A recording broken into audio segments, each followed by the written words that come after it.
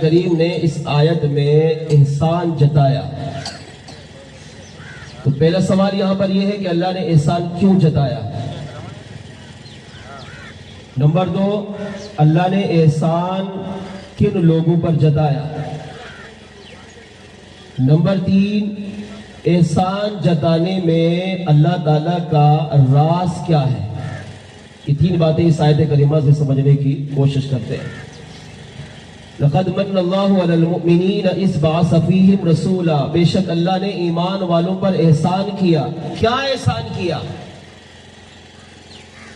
ہمارے پاس اللہ نے ہمیں انسان بنایا، یہ بھی اللہ کا احسان ہے. اگر وہ ہمیں جانور کیڑے مکوڑے بنا دیتا ہم کیا کرتے؟ کچھ بھی نہیں. اللہ نے ہمیں مسلمان بنایا، یہ بھی اللہ کا احسان ہے. اللہ نے ہمیں مومن بنایا، یہ بھی اللہ کا احسان ہے. اللہ نے ہمیں عاشق رسول بنایا، یہ بھی اللہ کا احسان ہے.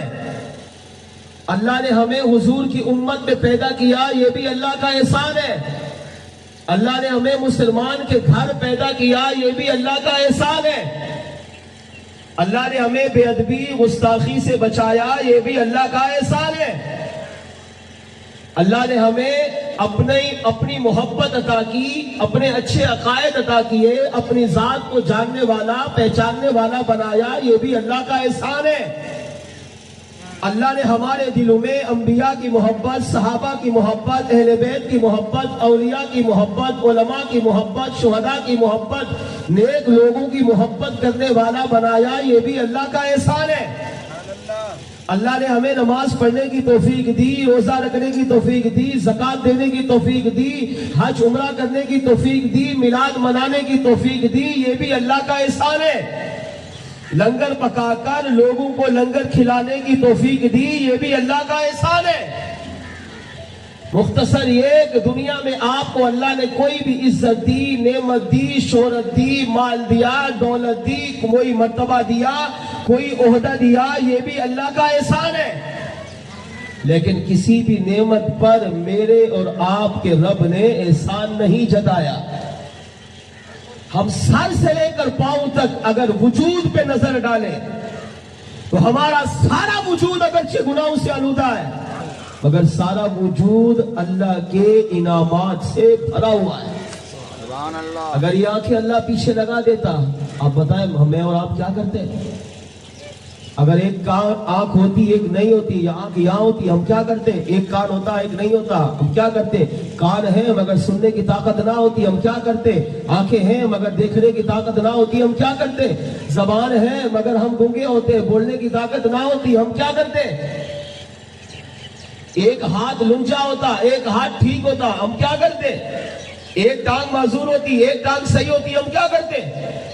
سارے وجود پہ نظر ڈالیں تو سر سے پاؤں تک انسان کا سارا وجود ہی رب کی نعمتوں سے بھرا ہوا ہے. اگر اللہ بہت ٹھیک نہ بنا دیتا ہم کیا کرتے؟ بہت لمبا بنا دیتا جس سے لوگ ہمارا مذاق اڑاتے ہم کیا کرتے؟ کچھ بھی نہیں کر سکتے. لیکن اللہ نے اتنی نعمتیں دی، سارا وجود نعمتوں سے بھرا ہے، مگر کسی بھی نعمت پر احسان نہیں جتایا. کیوں؟ کیا یہ اللہ کی نعمتیں نہیں؟ نعمتیں ہیں مگر احسان نہیں جتایا.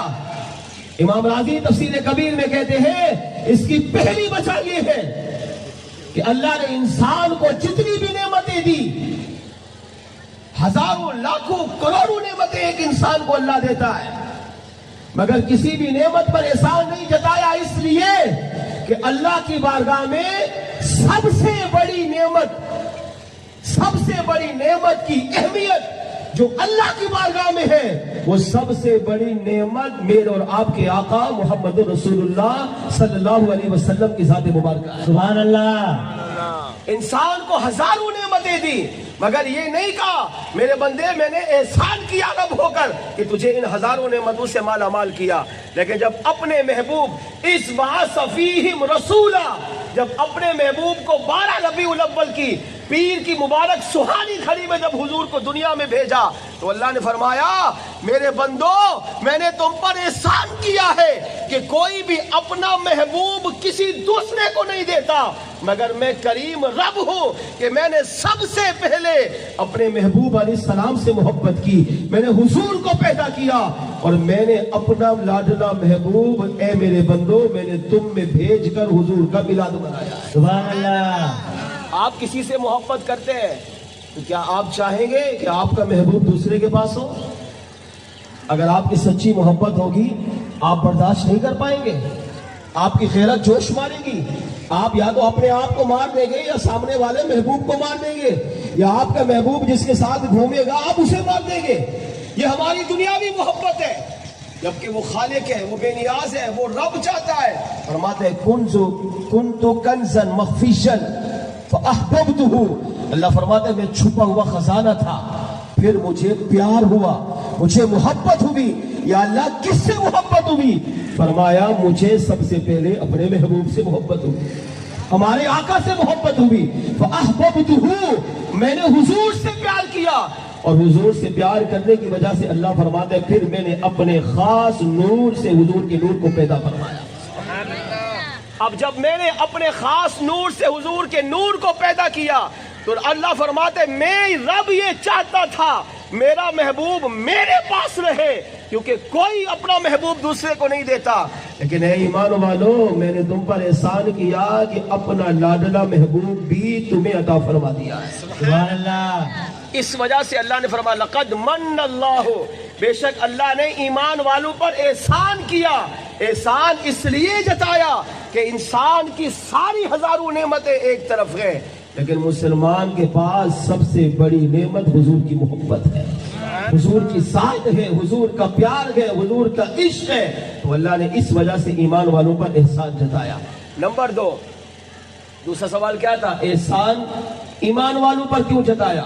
اللہ چاہتا تو یہ بھی فرما سکتا تھا لقد من اللہ علی الانسان، میں نے انسان پر احسان کیا، اے انسانیت میں نے تم پر احسان کیا۔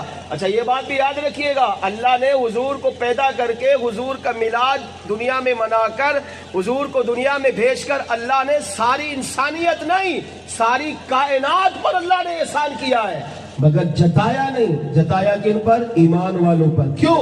امام راضی کہتے ہیں اس میں دوسرا راز یہ ہے کہ اللہ تعالیٰ کی ذات ازل سے جانتی ہے کہ ایمان والا ہی ہوگا جو میرے محبوب علیہ السلام سے سچی محبت کر کے حضور کا میلاد منائے گا۔ سبحان اللہ۔ میلاد کا مطلب کیا ہے؟ علماء کہتے ہیں میلاد کا مطلب یہ ہے کہ حضور کے نام کی محفلیں سجائے گا۔ میلاد کا مطلب یہ ہے کہ اپنے گھر میں، اپنے اڑوس پڑوس میں، اپنے محلے میں، اپنے گلی کوچوں میں حضور کے ذکر کی محفل سجائے گا، لوگوں کو جمع کرے گا، بیوی بچوں کو جمع کرے گا، اس میں میرے محبوب کی یاد منائے گا، حضور کا تذکرہ کرے گا، حضور کا ذکر خیر کرے گا۔ اس وجہ سے اللہ نے اپنے محبوب علیہ السلام کو پیدا فرماتے ہوئے ایمان والوں پر احسان جتایا۔ تیسرا اور آخری سوال، احسان کیوں جتایا؟ کیوں احسان کیوں جتایا جاتا ہے؟ تاکہ میرے بندے میرے محبوب علیہ السلام کی اس نعمت پر رب کا شکر ادا کریں۔ آپ کو پیسوں کی حاجت تھی، آپ نے کسی سامنے والے سے پیسے مانگے، اس نے آپ کو دے دیا۔ اب مروت کا تقاضا، انسانیت کا تقاضا، بھائی چارے کا تقاضا یہ ہے آپ اس کا شکریہ ادا کریں، کیونکہ آپ مشکل میں تھے، سامنے والے نے آپ کی مدد کر کے آپ کی مشکل کو حل کیا۔ میں اور آپ مشکل میں تھے، ہے مشکل میں، تو اللہ نے ہماری مشکلوں کو دور کرنے کے لیے اپنے محبوب کو بھیجا۔ کیوں؟ تاکہ میرے بندے حضور کی وجہ سے رب کا شکر ادا کریں۔ اب میں اور آپ غور کریں کیا ہم اپنے رب کا شکر ادا کر رہے ہیں؟ صحابہ نے رب کا شکر ادا کیا، اولیاء نے شکر ادا کیا، اہل بیت نے کیا۔ 1400 سالہ تاریخ پڑھ کے دیکھیں، ہر دور کی ہر امت نے، ہر مسلمانوں نے، عاشقان رسول نے رب کا شکر ادا کیا۔ کس بات پر؟ کہ اللہ تیرا شکر ہے تو نے اپنے لاڈلے محبوب کو ہم میں پیدا فرمایا۔ تو یہ بابرکت مہینہ قرآن کریم کی یہ آیت ہمیں یہ پیغام دے رہی ہے، کیا؟ کہ حضور کے دنیا میں آنے پر، حضور کے پیدا ہونے پر، حضور کے میلاد منانے پر رب کا شکر ادا کریں۔ اللہ